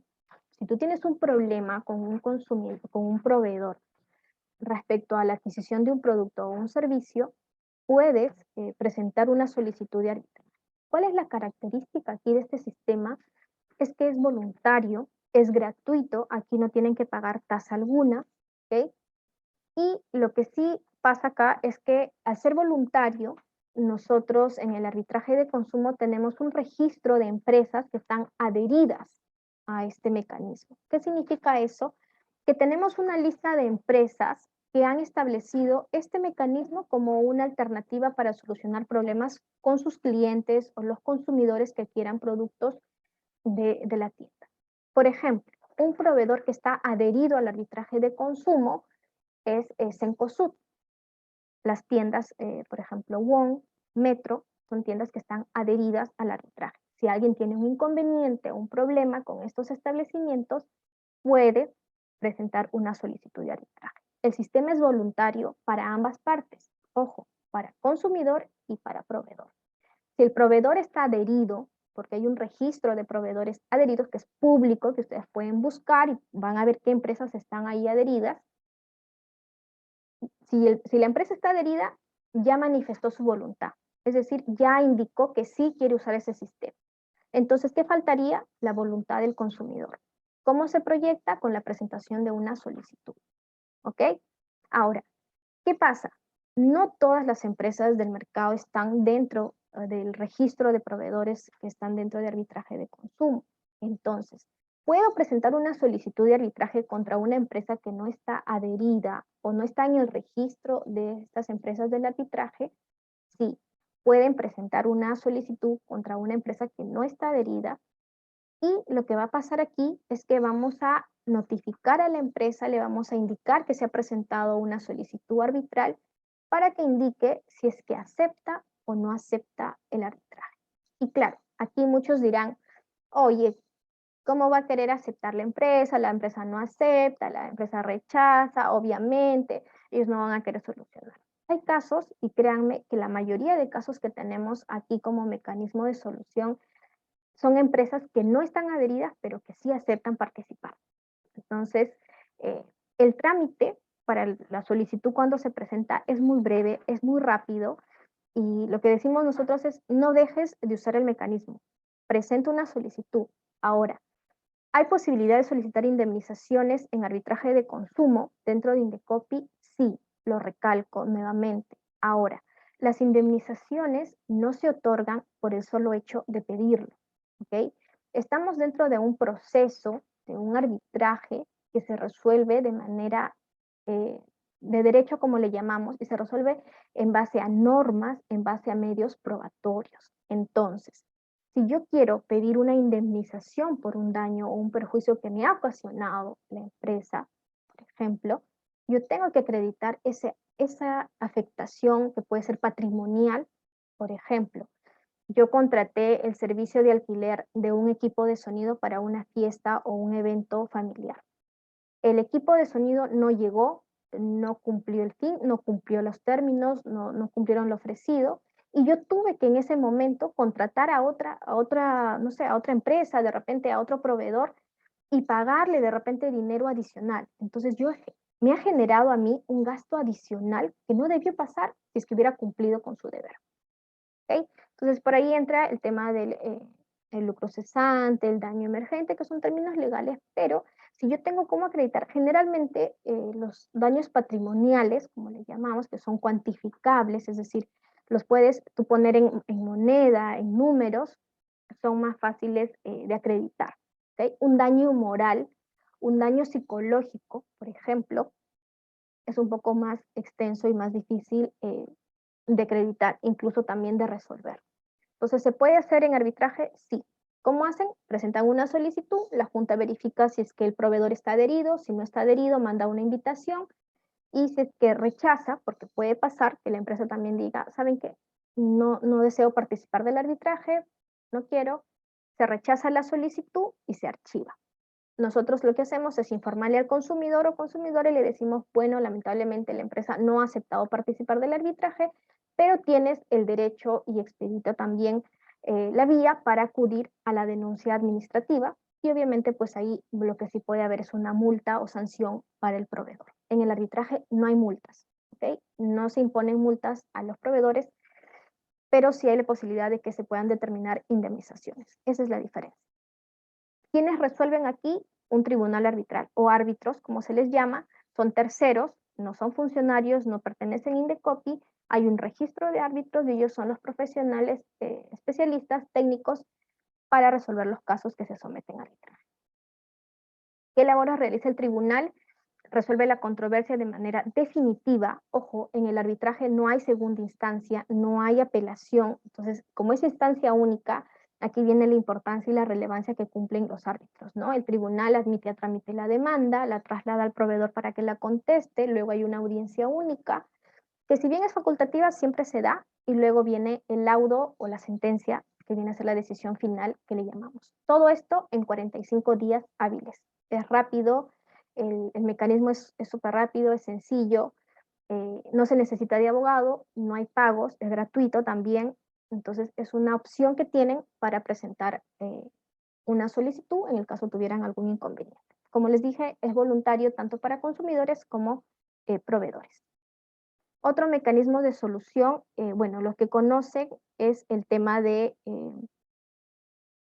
lo que generalmente se lleva aquí, que son las denuncias administrativas y que también, bueno, pueden ser de dos tipos. De aquí depende mucho, uno, el valor o la cuantía, mejor dicho, que es el valor de producto y o servicio, y las materias que se lleven de por medio en la controversia, ¿no? Por ejemplo, en los procedimientos ordinarios que están a cargo de las comisiones, pueden entrar a tallar ahí, por ejemplo, actos de discriminación, ¿no? O también cuando la materia es inapreciable en dinero y siempre por cuantías mayores a 3 UITs. Actos que afecten intereses colectivos. Procedimiento sumarísimo está a cargo de los órganos resolutivos de procedimientos sumarísimos y siempre llevan cuantías menores a 3 UITs y algunas materias que se ven aquí son falta de atención a reclamos, requerimientos de información, métodos abusivos de cobranza, falta de entrega de producto, incumplimiento de medida correctiva, incumplimiento de acuerdo conciliatorio, de laudo también, en liquidación de costas y costos, y alguna de las materias que se pone a disposición para que ustedes sepan a dónde acudir. ¿Okay? Cuando tienen algún problema a veces no saben hacia dónde dirigirse o hacia qué órgano presentar su denuncia, ¿no? La denuncia administrativa y el procedimiento administrativo sancionador manejan también sus propios plazos de trámite, que básicamente se distinguen a los que hemos visto. En sumarísimos son 30 días hábiles y en ordinarios son 120. Ahora, estos plazos pueden ser nuevamente prorrogados o ampliados porque hay una segunda instancia. ¿Okay? Dependiendo, obviamente, va a pasar a la segunda instancia porque aquí hay opción de apelación. ¿Okay? Tanto el consumidor como el proveedor que de repente no ha quedado satisfecho con la decisión o la resolución final, lo que puede hacer es presentar una segunda revisión, una apelación. Bueno, de manera resumida están aquí Los mecanismos tienen, como les comentaba, los ALOs, que están directamente relacionados con las propias empresas, representantes generalmente de asociaciones que hacen esta atención, sea de bancos, del sector automotriz, de turismo, y brindan una respuesta por parte de los proveedores y tratan de darles una solución directa. Esto es gratuito. Las defensorías gremiales también, esto es externo a Indecopi, tienen hasta 30 días hábiles, el pronunciamiento lo hace el representante del gremio, ¿ok? Hay defensorías gremiales de bancos, seguros, automotriz y turismo, también es gratuito. El libro de reclamaciones, la atención es hasta 15 días hábiles y aquí hay una respuesta por parte del proveedor que es directa, donde se atienden quejas y o reclamos, y es obviamente gratuito. A nivel público, o que administra directamente Indecopi, está el arbitraje de consumo, como les mencionaba, 45 días hábiles para solucionar el inconveniente, donde aquí, bueno, un tercero es el que decide, que viene a ser el llamado árbitro. Luego tenemos la decisión final, se plasma en un documento que se llama laudo, donde también se pueden determinar indemnizaciones.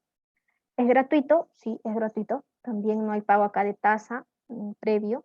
Reclama virtual también hasta 15 días hábiles, que es lo que puede durar. Se da aquí, se promueve la mediación, conciliación y el acuerdo siempre es entre las partes. Ojo, aquí quienes resuelven el caso o el problema son las propias partes porque son quienes a través de un diálogo llegan a poner fin a la controversia. Y también es gratuito, no hay que hacer ningún pago. En el caso de las denuncias administrativas o procedimientos administrativos, sí los plazos varían, como les mencionaba, dependiendo el órgano al que se dirija. Si es procedimientos sumarísimos, de 30 días hábiles y se puede prorrogar por el mismo plazo porque hay dos instancias. Se pueden plantear aquí medidas correctivas y multas, ¿okay? Y de igual manera en el procedimiento ordinario a través de las comisiones, 120 días hábiles, prorrogable por el mismo plazo, porque hay una segunda instancia que es la apelación, son dos instancias administrativas y también se pueden imponer medidas correctivas y multas. Aquí en ambos casos, para la presentación de una denuncia administrativa, sí hay que realizar el, eh, el pago previo de una tasa que es de 36 soles. Bueno, esta es parte de la presentación. Voy a pasar, ¿les parece?, a atender algunas preguntas. Hay bastantes preguntas el día de hoy, eso es bueno, para poder atenderlas.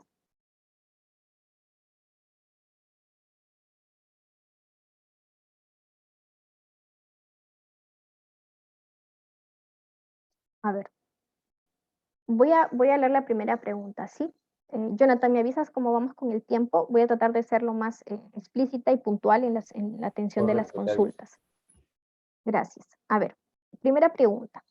Nos indica, dice, si una tienda por departamento no cumple con el plazo de entrega del producto, extendiendo más bien el plazo y al final no cumple con la entrega, alegando un tema de stock y dice que realizará la devolución del pago en 45 días hábiles. Dice, la pregunta ¿es responsable la empresa del pago de los intereses compensatorios generados por la tarjeta, ya que el consumidor no debería responsabilizarse del pago de un producto que nunca recibió y más aún si no realizan la pronta devolución?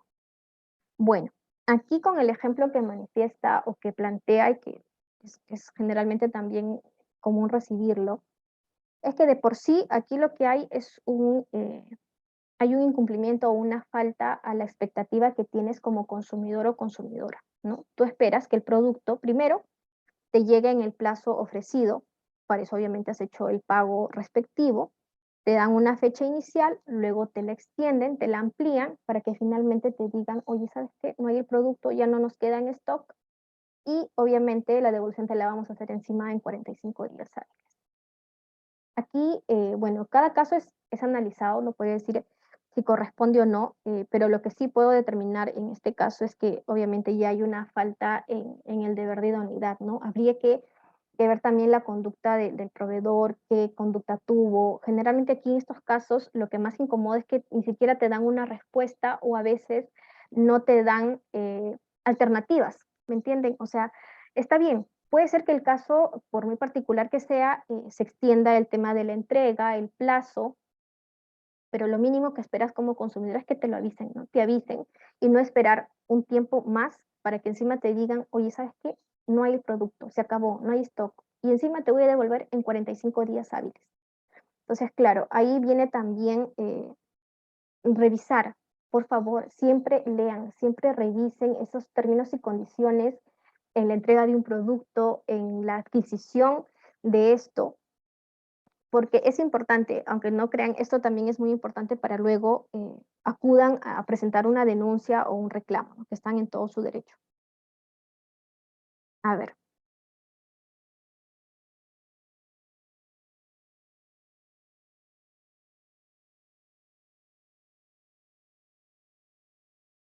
a ver, ¿qué diferencia existe entre una relación de consumo y un contrato de consumo? Dice, ¿son lo mismo? A ver, la relación de consumo podría venir a ser también la consecuencia del propio contrato de consumo. ¿Ya? El contrato de consumo va a ser un contrato que es un acuerdo, una manifestación de voluntades, ¿no? De ambas partes para sea la ejecución de un servicio o la adquisición de un producto.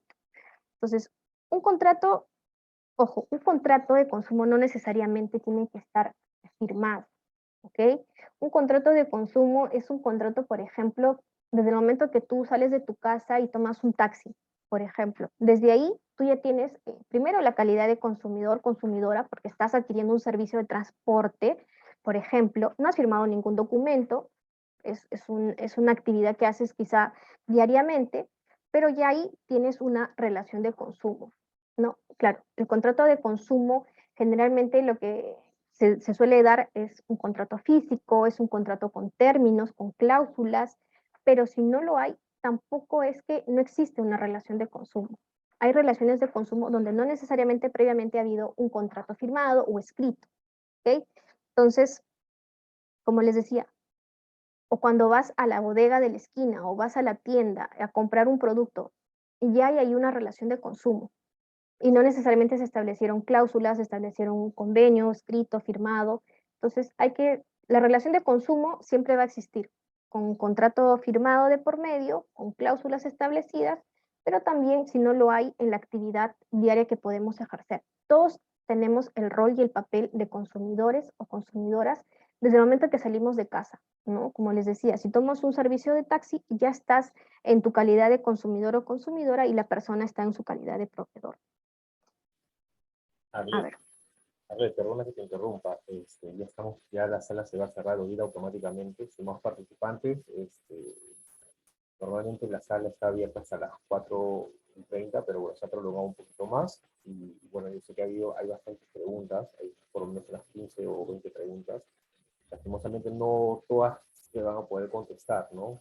Espero que puedan entender. Quizás me puedas decir algunas palabras, hacerla antes de poder terminar. Sí, bueno, en verdad sí había muchas, muchas preguntas interesantes sobre el libro de reclamaciones, la modificación, el tema de los formatos del libro de reclamaciones, lo pueden revisar en la propia norma que se ha emitido, en el anexo, ahí está.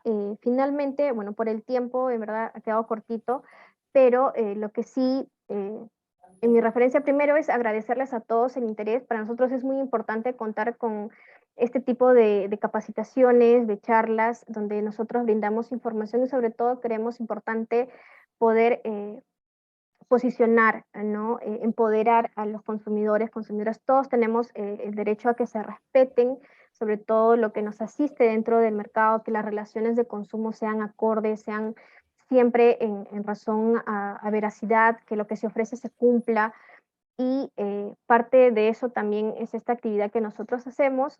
Bueno, por un tema de tiempo no voy a poder atender todas las consultas. De igual manera, Jonathan, la presentación te la voy a compartir. Se queda a cargo de la escuela. Y bueno, muchas gracias de verdad a todos por estar conectados, por su interés. Y tienen los canales oficiales de Indecopi. Indecopi siempre está a su servicio No se olviden, pueden escribirnos a sacreclamo@indecopy.gov.pe, pueden llamar también a nuestros canales de atención, el 224-7777, o en regiones también, son líneas gratuitas al 0800 440 40. Bueno, dicho Correcto. esto, muchas gracias. Correcto, Cela, muchas gracias. Para los demás participantes, muchas gracias por participar en esta videoconferencia. Asimismo, será la consulta respectiva para poder mandarle las PPTs y el video adjunto. Que tengan ustedes muy buenas tardes. Muchísimas gracias a todos ustedes. Gracias. Hasta otra nueva oportunidad.